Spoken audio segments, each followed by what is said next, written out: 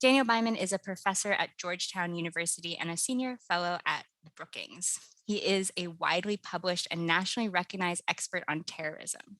Byman was a U.S. government analyst and a staff member on the 9/11 Commission, among other positions.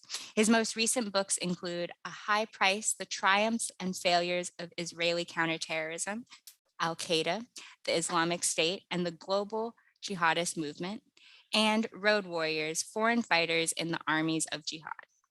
Carolyn Bick is a reporter for the South Seattle Emerald. Their work focuses on police accountability and shedding light on the issues surrounding the city of Seattle's police accountability system. Byman's new book, Spreading Hate, is the subject of tonight's discussion. Please join me in welcoming Carolyn Bick and Daniel Byman. Hello, it's really great to be here, and thank you again for letting me talk to you. I'm really excited. Your book is so good. I read every word, and it is really informational. And honestly, it doesn't waste words. But I think that I really wanted to start with something that just totally blew me away when I read it, and I was very surprised. It's wild to me that teaching square dancing in schools is actually a holdover from anti-Semitic conspiracy theories pushed by Henry Ford. I mean, as a kid, I remember having to learn square dancing in elementary school. And now know that I know the reason behind it, I'm totally flabbergasted. But of course, most about this topic. You wrote the book. How did this even come to be? And what are some of the other institutions into which anti-Semitism and racism are seated? So first of all, Carolyn, thank you very much for having me and being my interlocutor tonight. And I'd like to thank Town Hall so much also for having me. I'm really thrilled to be here. The square dancing story is to me emblematic of really a kind of different history of the United States that shows up when you focus on issues related to race and religious intolerance and anti-immigration sentiment and so on. And in this case, it was a mix of really hatred and bizarre conspiracy theories. So there was concern about the spread of really one of the greatest American musical innovations, which was jazz. And it was, I think, doubly insulting to Black Americans. So one was that jazz was inherently corrupting and evil and would lead to sin and sexuality. And the other was that jazz wasn't even really music of Black Americans. It was a hidden Jewish plot that was kind of spread through Black Americans. So again, I think somewhat doubly insulting. But as you can imagine, because it's great music, it was spreading all around the country. And so there was a desire by the morals police of the time to think about how do we counter this dangerous threat to values to the white race. And square dancing was portrayed as a longstanding American tradition. A lot of this, as you can imagine, was somewhat invented. Obviously, different parts of the country had different dancing styles, but square dancing was presented as a wholesome white alternative. And I too was dismayed to learn that. I have more than a few years on you, but I learned square dancing in grade school and happened to like it quite a bit. I don't have much Yeah. natural talent for it, but it was very accommodating. And so I still think we can square dance quite happily. But it is upsetting to learn that there were these racial overtones to something to me that seems so innocent and joyous. And when you look in different cities, when you look all around the country and talk about politics, you can see how white supremacist themes have really shaped things. Now, in some cases, as with kind of Chinese American history in the United States, it really involved removing people from America, and so just taking parts of the American community and ending that. And of course, for the Black American community, it was a seemingly endless story of going from slavery to different forms of oppression and violence, all to make sure that the white American community was very strong in many parts of the country. And a lot of this was at the local level. And so, much of my book is about national themes and trends. And I should say, I think things have gotten significantly better. So there's a lot of good news to this story. But it is remarkable just how in individual towns there was institutionalized racism. and that you had, literally thousands of towns in America where Black Americans were not allowed to go out after sunset. And these sorts of things really made their mark on the lives of the people in this country, on our neighbors. And rolling that back just a little bit, I really would love to hear you speak, specifically for our listeners, about how the Ku Klux Klan really just embedded itself into the fabric of so many of America's institutions, including the police. Because I really think that a lot of that history still comes forward today in many different ways, not just in police, but even in schools, for instance. And I wanted to, ask if you could give them a brief rundown of how the Klan specifically shaped America's various institutions, especially those, that create and enforce laws. So when historians of the Klan talk, they would stress a couple things.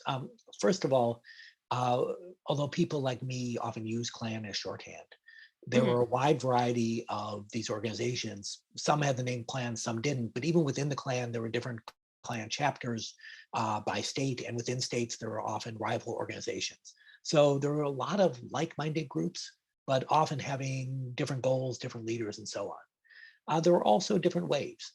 So right after the Civil War, as Reconstruction began to give political rights and some semblance of equality to Black Americans in the South, you had a number of organizations, some of which were Klan organizations, that really waged a pitched battle, a battle of insurgency and terrorism, and unfortunately won. They were able to um, kill enough people, overturn enough elections, and eventually lead to the departure of federal forces. For decades, the Klan then falls by the wayside because it actually wasn't necessary. White supremacy was preserved by law. So you didn't need the Klan to make sure that blacks could vote because Southern legislatures passed laws that says blacks couldn't vote. And on with different social customs and so on. Much of this was encoded in law. So vigilante organizations were less necessary. But let's fast forward. So the Klan starts to reappear really after a movie about the Klan, a movie called Birth of a Nation, which was at the time seen as great cinema. It was something that excited many audiences. It was shown at the White House. I believe it was the first movie shown at the White House, where Woodrow Wilson talked about it as history written in electricity.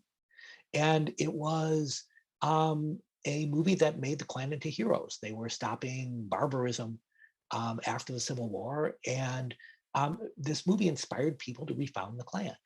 And so it starts to appear again, but its focus is different. In some places, it's still focused on Black Americans, but in a lot of cases, it's focused on. In a lot of cases, it's focused on immigrants.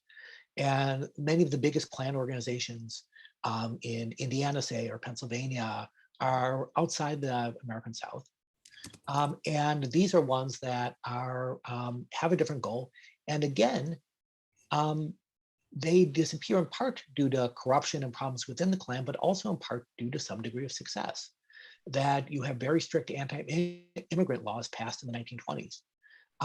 And so all this is a prelude to the 1950s and 1960s, which is how most of us think of the kind of modern Klan. But what I would point out is in both of the earlier cases, the Klan was seen as the good guys who were patriots, who were part of a civic organization, that if you were an upstanding white American, you were urged to join the Klan because you were defending your community against what was seen as licentious, violent behavior.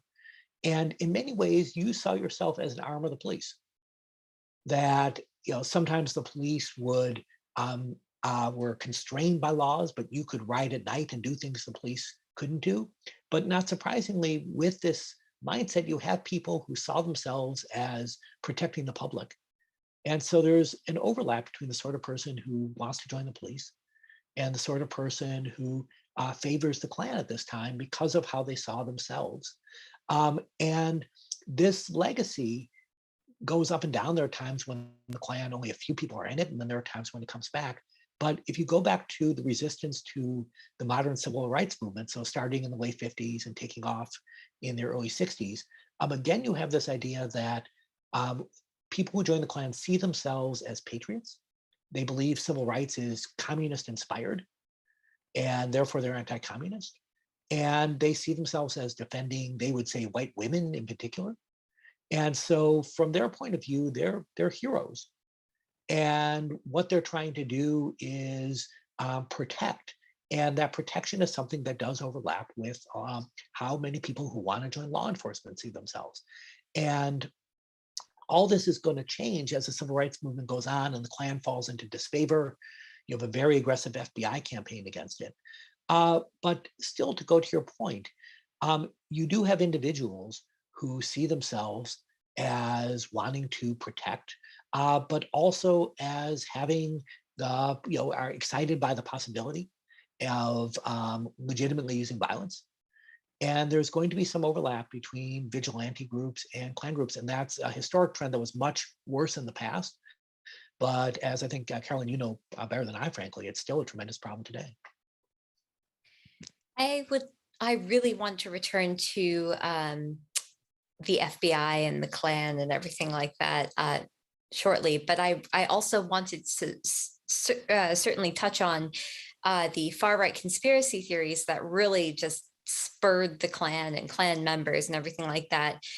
You know, that this discourse from the 1930s through the 70s seems really completely bonkers. But then, you know, we look at the far right today and we see that's basically the same sort of stuff, just repackaged to fit the modern era. You know, you talk about this modern discourse in the book, and I would love to hear you expand on that.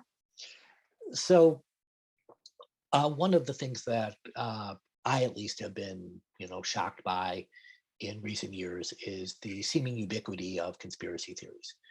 So when QAnon comes out, or Pizzagate before it, the idea that there's senior Democratic Party officials are running a child sex ring secretly through a pizza joint that's actually not too far from my house. I have a real hard time taking the idea seriously. And it really took me, frankly, too long to realize that millions of people accept this as a true statement, and some relatively small number, but a dangerous few, are willing to act on it. Yep. But then when you start to go back in history, you see these conspiracies showing up again and again. So we began our discussion in a somewhat lighthearted way talking about square dancing, right? But the idea that jazz is a Jewish plot to weaken the morals of upstanding Americans.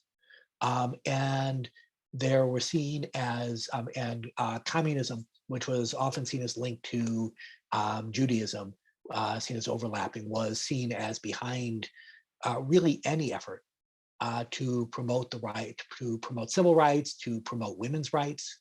And there is this sense, as the aperture of rights and equality grew, the conspiracies got bigger and bigger. So it became questions, something we see right now is an idea that some people call the Great Replacement. And this is an idea that originates in Europe, that there's a cabal of elites, which is usually means Jews, that are trying to have a secret plan to try to dilute the white presence throughout the United States and Europe and other white dominant areas historically. And this is done by encouraging immigration. It's done by encouraging intermarriage. But you can shoehorn lots of different things into this one. So if you're anti-abortion, you could say, well, the reason that Jews want people to have abortions is to stop white babies from being born. If you are anti-feminist, you could say, well, the reason that people want feminism is so women are not dependent on men and don't have children, and therefore there are fewer white babies. If you are in favor of gay rights, say, well, the reason the Jews want gay rights is because it means that women will not have babies, right? There are lots of different causes that seemingly don't have much of an intellectual link that you can shove together with these theories. One of the things I learned as I researched this book about conspiracy theories is that people who believe one tend to believe lots of them. So often we focus on, why would people believe X? But the same people who believe X are often also believing in a wide variety of other conspiracies. A constant one in recent years is concerns that the government is about to seize guns and that there's a secret plan for that. So all these start to come to the fore. And when you look at what motivates some of the white supremacist attackers, some of it is hateful but accurate concerns, right? The percentage of white Americans as a percent of the overall American population is declining, right? That's a statistical truth.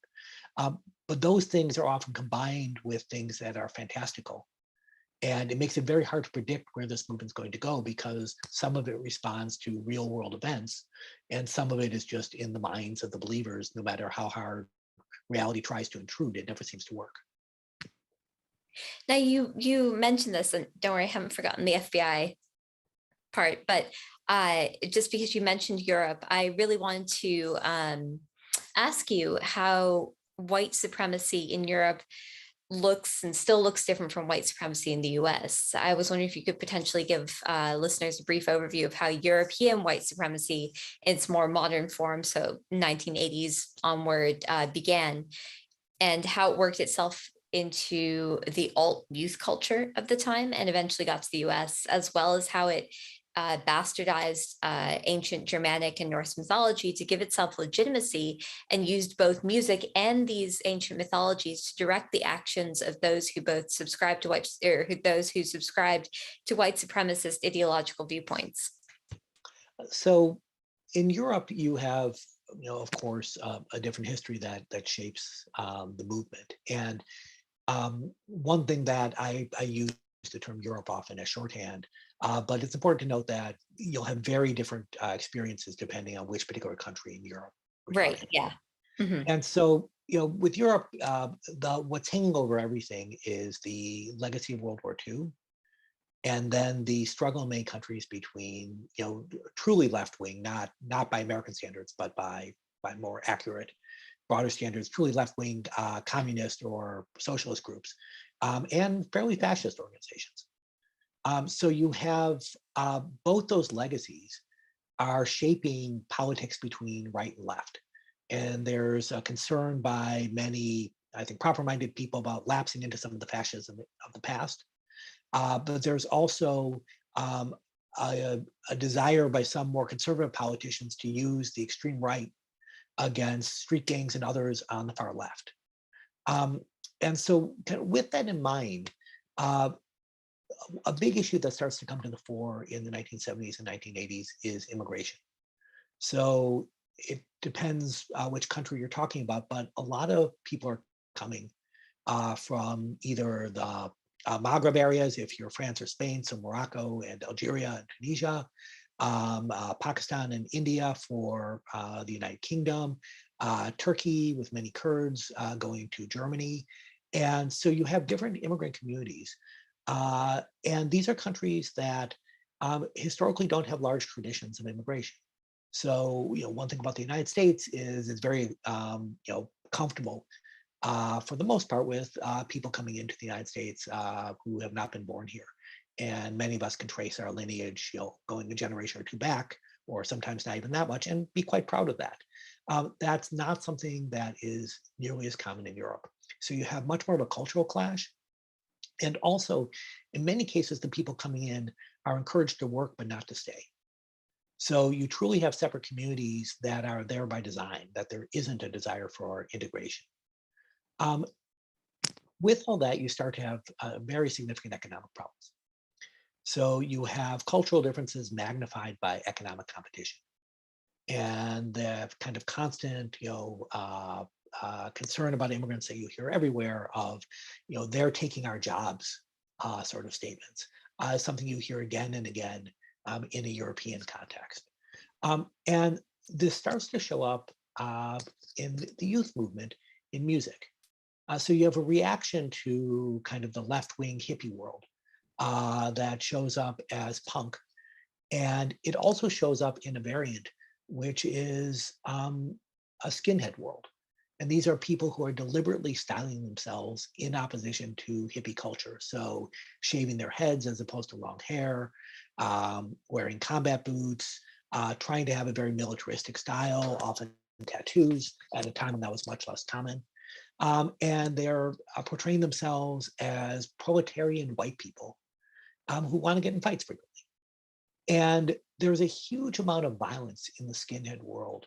Um, I'll put my professor hat on. It's usually not what we would call terrorism, in that it's not a group that's trying to make a big political statement by doing a dramatic attack that speaks to the world. Instead, it's often 10 guys who are drinking in a pub who go out to beat up some immigrants. Um, for the immigrants who are targeted, that distinction really isn't at all comforting. And you have a large amount of violence that goes on in the 80s and 1990s with the skinhead movement and spreads around the world. So it goes from the UK to Germany and other countries, it spreads to the United States. And again, I would stress a lot of violence linked to this movement, even though it's not in the kind of high profile terrorism sense that has become the focus appropriately of many people recently. Um, so there is some good news in that the skinhead movement died out. And there are a couple reasons. One familiar to musicians around the world is that they were making a lot of money off of selling skinhead music, but things like Spotify and music streaming services really caused them problems because they were less able to monetize their music. But also, youth culture just moved on, and that's part of youth culture, right? It has different trends and so on. But what was cool to one generation was less cool to another. And that's a positive, right? That this violent movement has much less cachet than it used to. And that's a positive for Europe. The bad thing, of course, and we've seen this in Europe and the United States, is that the discourse of immigration has gotten even nastier.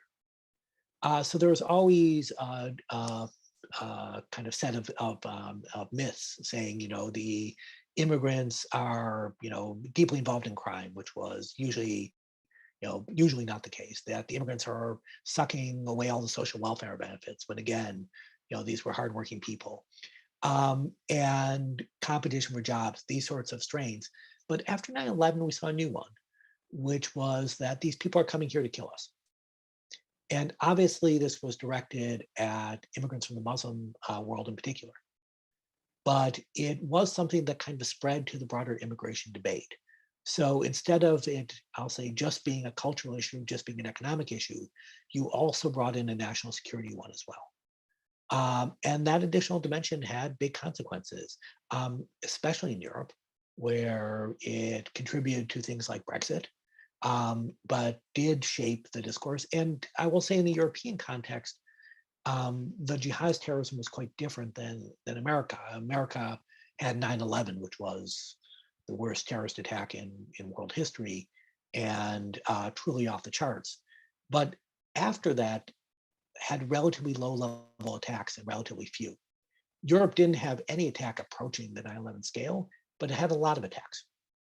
And it kept things in the news. It kept this issue alive. And there was a counter reaction in the white supremacist community.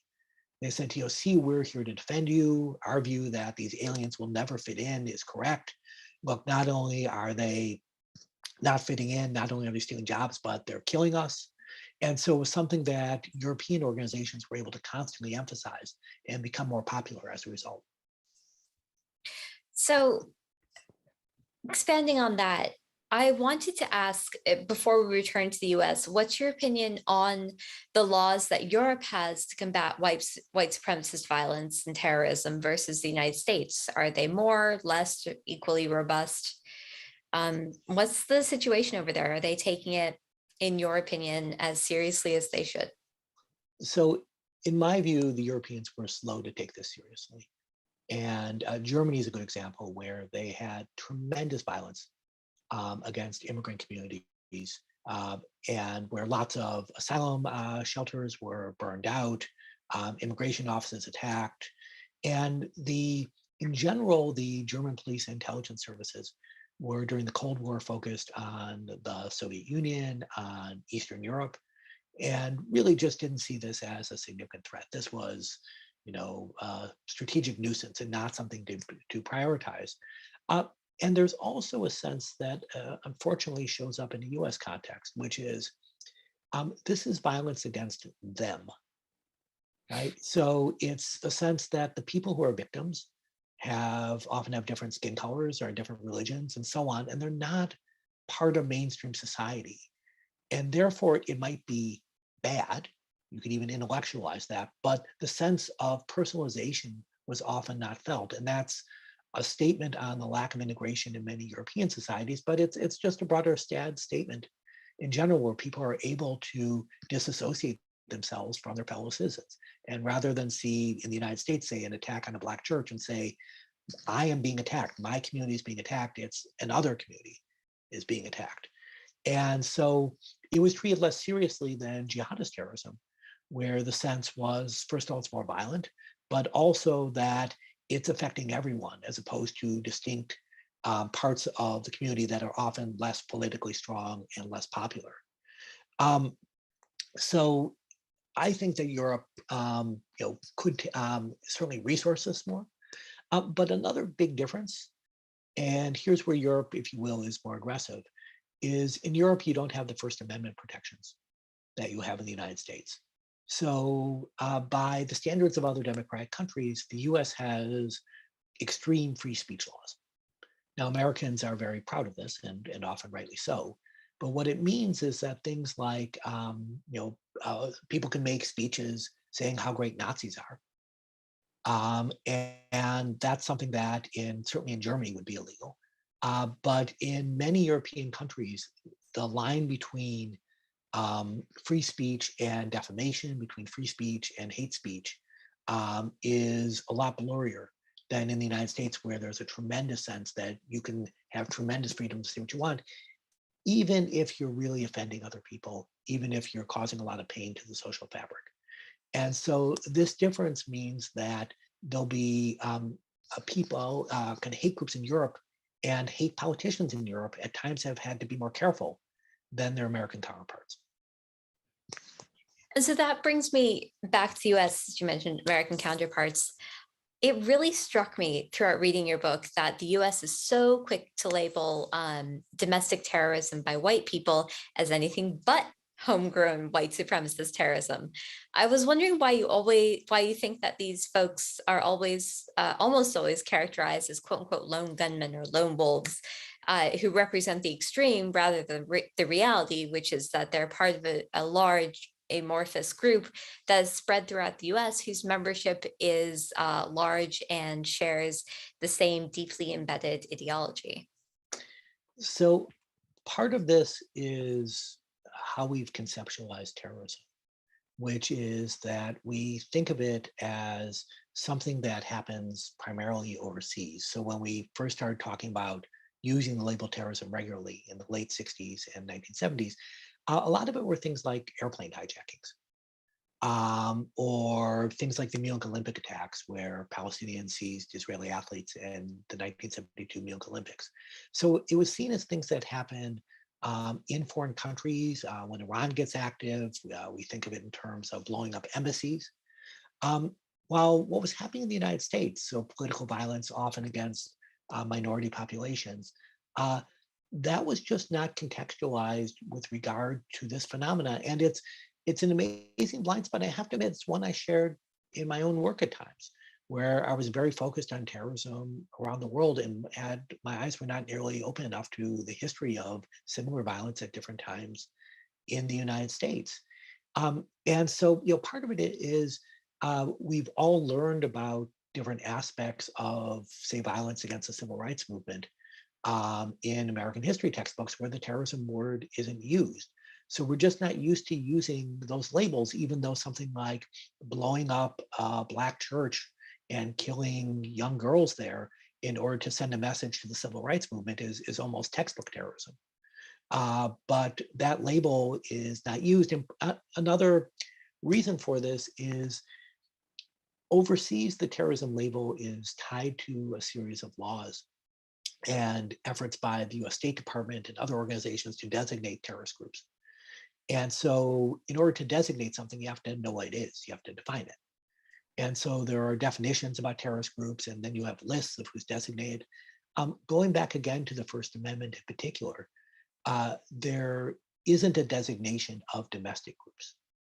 So there's no government officially saying the Klan is a terrorist organization. the way they might say an equivalent white supremacist organization would be overseas. So this kind of legal and government effort also reinforces the narrative that I at least have been taught and shaped my thinking for many years. And as a result, there's a blind spot. And there's a reluctance to say, hey, we're seeing exactly the same sort of violence at home as we've seen in other parts of the world. Let's use the same terms. People are very reluctant to do that. And it goes back to something that unfortunately touches on American politics more broadly, which is when we talk about terrorism, a senior analyst in the terrorism world once kind of ironically defined terrorism is what bad people do, right? So when you use the terrorism label, you're saying the people and the cause they represent is bad. And I think that most people can say, establishing a brutal Islamic state that, kills non-believers is a bad cause. But people are far, far more reluctant to do that when you're saying, okay, this person used violence because he was opposed to immigration in the United States, as was the man who shot and killed people at a synagogue in Pittsburgh. So there's a reluctance to label the cause, even the violent elements within it, as terrorist, because there is a fear that it will delegitimize the cause as a whole. So that brings me back to the FBI issue, the whole government issue, I suppose, as we can put it. It was really interesting to me to read that instead of breaking down hate groups when they sprang up, the FBI decided to try to use them, steering them away from outright violence, but preserving their role in supposedly attacking communism. But in doing so, the FBI continued to undermine the civil rights movement with the apparent intent of destroying it, and didn't even really make a concerted effort to manipulate the KKK and other white power hate groups until the mid 1960s. I was wondering how you thought the US might be different if the FBI had actually focused on eradicating these hate groups rather than attempting to use them for their own aims, and had, at worst, left the civil rights movement alone. So the FBI story in this, to me, is absolutely fascinating. And I should say, to be clear, there's been a dramatic change in the FBI in recent decades, much for the better. But under its legendary director, J. Edgar Hoover, the FBI really saw itself as a force for order. And who wanted to threaten order? Well, communists did, right? So anything that created dissent in the United States, they saw as benefiting the Soviet Union and communism and offering openings for communism. But that meant things like the movement against the Vietnam War, right? So who benefits from disagreement over Vietnam? The Soviet Union, because they benefit from disagreement within the United States.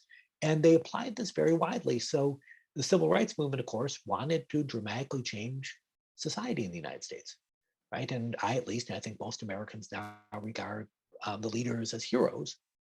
But at the time, this was not particularly popular outside the Black American community. And we have this kind of legend we tell ourselves that as soon as Martin Luther King appeared, everyone but Bull Connor, admired him, right? And when he was often deeply unpopular, and he was pursuing confrontation, peaceful confrontation, but he was trying to shake things up. Because he rightly believed that was the only way change was going to come. But the FBI didn't want things shaken up. They didn't want, because they thought that would be an opening for unrest. So they were against the civil rights movement. They also were very skeptical of the Klan. Hoover himself saw them as trash. And in general, they believed that Klan violence was also causing problems. But the Klan saw itself as anti-communist. And they actually liked the FBI, right? Because for the longest time, the FBI was fighting communists and was leaving them alone. And they thought, we're for law and order, we're for anti-communism, and we're on the same side. And they actually felt betrayed once the FBI, under President Johnson's direction, started to aggressively go after the various Klan organizations. They were kind of in shock. And part of the reason the FBI was able to do so successfully and weaken them so much was because these were very open organizations. So for the most part, they never felt they had to hide because the police weren't after them, the FBI wasn't after them. And once the FBI says, "Hey, we're going to actually treat you like criminals," it greatly weakens them. Now, a lot of what the FBI, what the officers involved saw themselves as doing was trying to just get people to stop, right? So not treating it the way they would say jihadist terrorism today, where you would aggressively try to disrupt these groups, put people in jail. It was more, how do we just take these apart and get people to go home? Because these are, in the eyes of many FBI agents at the time, they were kind of misguided patriots, right? They were, they were right thinking that they were anti-communist, but they were kind of foolish in their actions. But this also led again to this kind of bias against anything that was going to shake things up. So if there were um, 10 civil rights, excuse me, demonstrators, and there was a Klan group that was coming to beat them up, the FBI logic might be, let's just arrest the civil rights demonstrators because it's easier, right? You take away 10 people, you remove the violence. So what's interesting to me is that the FBI campaign was incredibly effective, but they very much treated it differently than they did other threats of violence. They were much more gentle with many of the leaders, but they did systematically reduce these organizations. Some leaders went to jail. Many Klan chapters went bankrupt. Membership ranks plunged. And one thing that I think many people listening know is that there was a very painful, in my view, FBI campaign against the civil rights movement involving dirty tricks. So they might record a secret affair of a civil rights leader and send a tape to his wife. They would do poison pen letters to try to create dissension, where they would say one leader was conspiring against another, even though that wasn't true. They did the same things with the white supremacist movement. So they would report on infidelities. They would send notes to wives saying, your husband's not at a secret Klan meeting. He's sleeping with your neighbor's wife. So they were using these same kind of violations of civil rights and dirty tricks, but in this case against, in my view, a very bloody and dangerous foe. But it's we tend to focus on the FBI as either they did great work or they did or they were part of the problem. When in this case they were doing some of both. Where a lot of their methods were very troubling, a lot of how they handled things to me shows a lack of fairness. But at the same time, their campaign to me was very effective. Now, you mentioned that the FBI has changed a little bit, has changed for the better. I wanted to know what you thought about their lack of response to the very obvious growing threat that culminated in the January 6th insurrection. Your thoughts on that and what they could or should have done, since, in theory, they're here to protect people. So, what I would say about the FBI is, and I'll add the Department of Homeland Security in this context, which was starting about when President Obama is elected. There's a huge surge in hate crimes, and there's a growth in a number of organizations that are considering violence against the Black community.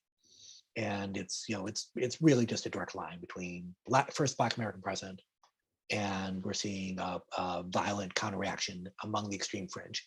And there's a lot of warnings about that.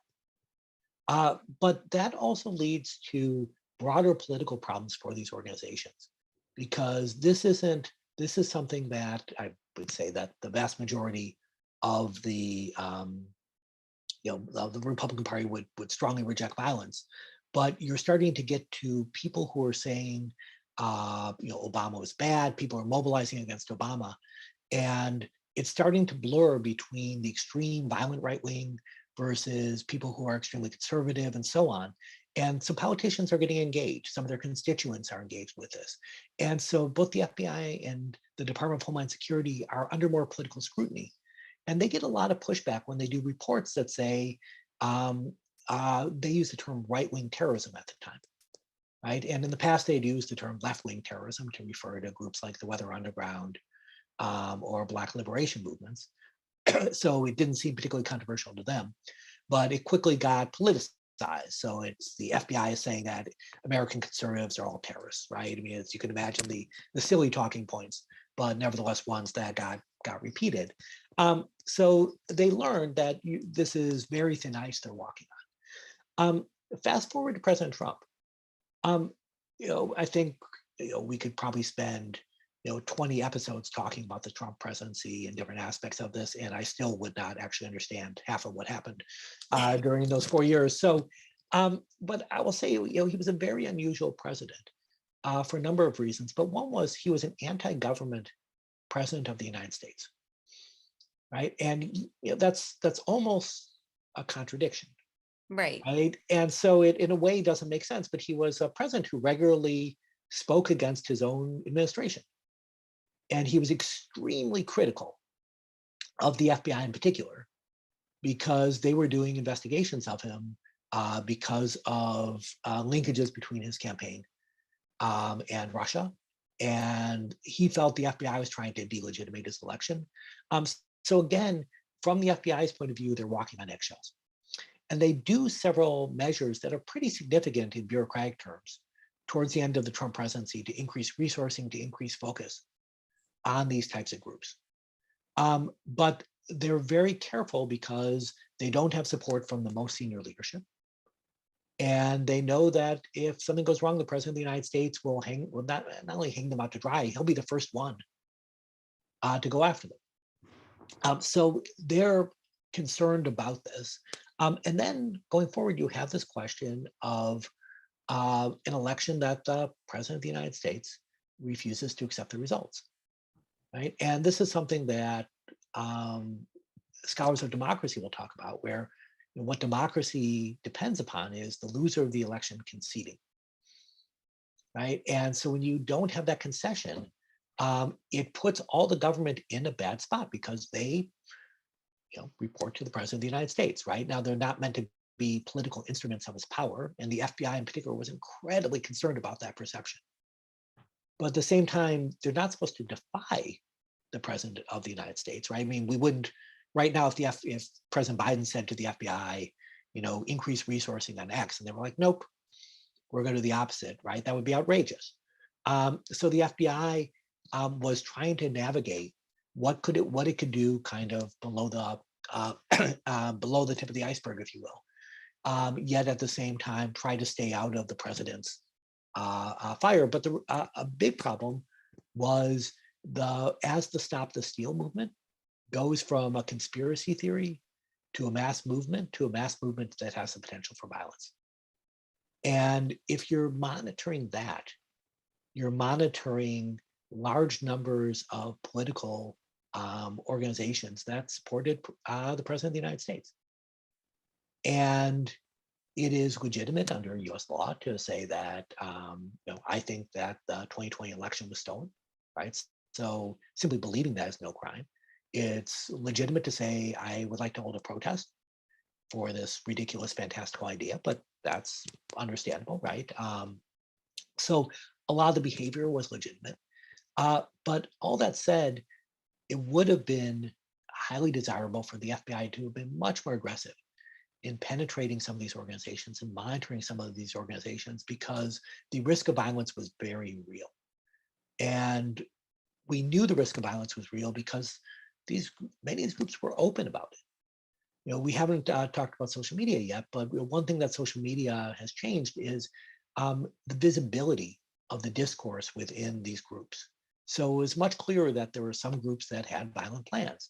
Now, is it difficult at times to predict that a particular set of Oath Keepers or Proud Boys will do X, Y, or Z? Yes. But these groups were known to be dangerous and were known to be considering violence. And to me, it would have been perfectly reasonable for the FBI to have, at the very least, aggressive monitoring of these organizations and ideally more penetration. And then when you start to see things like Stop the Steal go from protest to insurrection, the FBI would be there and waiting, having warned everyone. And so I think it is disappointing, but I do want to be sympathetic to people in bureaucratic positions that are trapped by US politics. And I'm kind of going on this question because it's one of great interest to me. But it's very difficult for government agencies to act if they don't feel they have political backing, even if the law is on their side. And for many years in the post-civil rights era, there was a sense that the Klan and like-minded groups are bad. And so many people with liberal tendencies are critical of Ronald Reagan, but he didn't tolerate the Klan. He didn't tolerate these violent white supremacist groups. President Bush campaigned against David Duke when he won the Republican nomination in Louisiana. President George Herbert Walker Bush said, "Don't vote for the Democrat." Right? Even the Tea Party, which was certainly strongly opposed to President Obama at Tea Party rallies, they would turn their back and try to shun people who held up racist signs against Obama. And so this idea that the extreme violent fringe is political shouldn't be the case. There should be unity, just like I would hope that the Democratic Party would turn against people on the far left who use violence. But somehow we've shifted as a country where these people are admired or at least tolerated.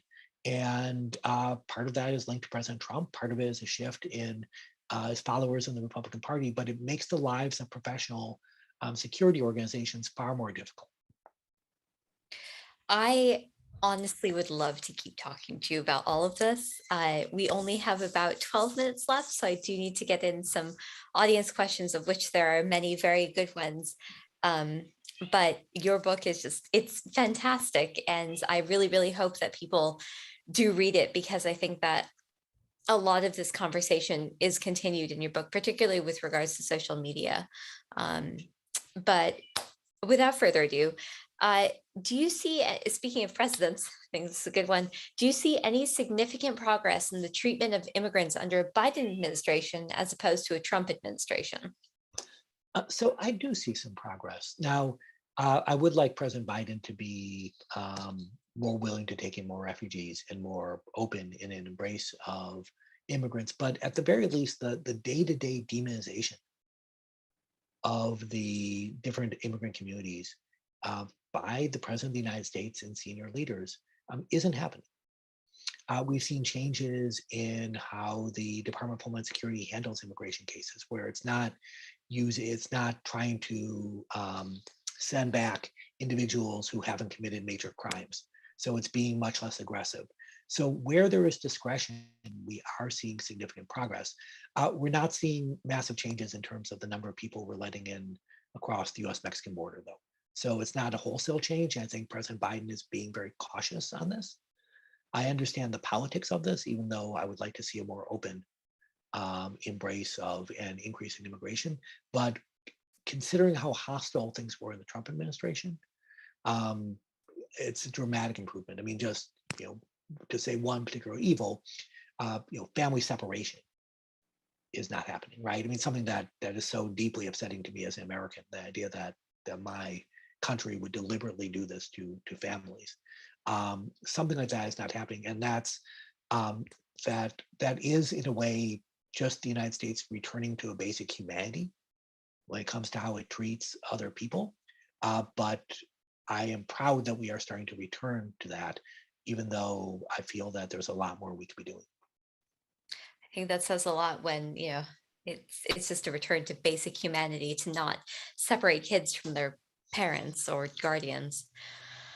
Um, I also wanted to ask another really good question. Do you feel that there's any qualitative difference between the terrorism of, say, anti-colonial movements and the terrorism of the white supremacist movement? So here I'll go back again and put my professor hat back on one more time. So when we define terrorism, what we try to do is avoid talking about the validity of the cause. Right. So we don't want to say, well, I agree with these guys, so they're not terrorists. But these people, I don't like them, so they're terrorists, right? So we try to focus on, is the violence political or not? Is it directed primarily against non-combatants? And are they trying for a big psychological effect, right? Are they trying to make a statement? And if that's the case, then we say it's terrorism, whether it's white supremacists or jihadists or separatists, or whatever the political cause might be.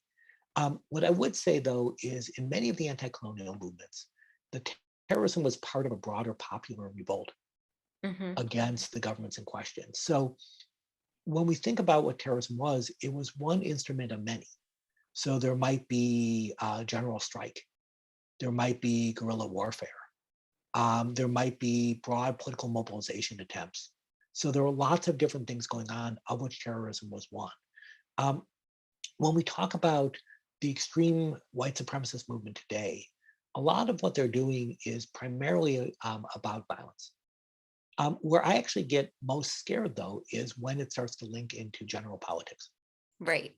Yeah. And so when you start to see, the huge number of politicians is something like, 60 something that are running for office that have embraced parts of the QAnon conspiracy, Hmm. right? And so when you start to see what used to be kind of horrible events, but events on the political fringe, when that starts to shape the mainstream, that's much more troubling. And just to kind of go back to the beginning of our chat, when we talked about the Klan in the 1920s, right? So the Klan was anti-immigrant in the 1920s, and one of their big successes was getting Congress to pass very restrictive immigration legislation. And when you start to have that effect, that's the sort of things that doesn't just shape the lives of dozens of people who are victims of violence. It shapes the lives of millions or tens of millions of people through legislation. And the more you can keep this on the fringe, the better. And that, I hope, is going to be a difference in that I hope white supremacist violence stays on the fringe, and as opposed to the colonial violence, which was very much part and parcel of a broader national liberation struggle. So I kind of tagging on to what you said in there, that politicians are now embracing these completely bonkers QAnon conspiracies, and essentially then I mean, you didn't say this, but it feels like to me that they are then passively accepting any white supremacist terrorism that arises from these QAnon conspiracies that they are pushing. Can you talk about the role that corporate media plays at the national and local level in allowing white supremacist views or adjacent views to proliferate in the public consciousness? So one thing that makes white supremacist violence and the cause different than, say, jihadist violence is that a lot of what the white supremacists are calling for have echoes in broader American politics. And so if we say concerns about immigration, if we say concerns about gay rights, if we say a broader sense of racism and anti-Semitism, these things are not, are unfortunately, many of these views are held by many people. And so you're going to see echoes of this in the political debate just because it's frankly part of American politics, right? So part of what catapulted President Trump to the Republican nomination was his very strong anti-immigrant stance at a time when many Republican politicians were hoping to court Hispanic voters. He was openly rejecting that, but that actually made him much more popular among part of the Republican base. So to me, there is responsibility of all parts, if we want to use the term mainstream, if we want to use the term corporate, but all parts of more traditional media outlets, more traditional political outlets, to think about the voices that they are amplifying. And unfortunately, there's been a shift in news in the last 50 years where it's gone, where part of the goal is entertainment. And so when you have two extreme voices on, you will get people to watch it. You will get people to react. If you're a social media company, you'll get people to engage, and they may share it just out of outrage. Can you believe what this person said? And not Um, check it either. yeah, exactly, exactly. And so this problem, there's a market incentive for outrage. And so it's very, it's easy for me to say that people, that news organizations, that media organizations in general should try to tone things down and promote responsible voices. But that's unlikely to happen just given the nature of the business today. I think we've got time for one more question. I did want to hop back across the pond to end because I do think this is also a very good question.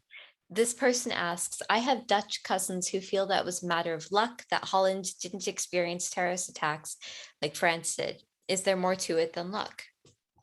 So there is certainly um, a high degree of chance in that an individual or a small group of individuals can act sometimes below the radar screen, even if law enforcement is on the lookout.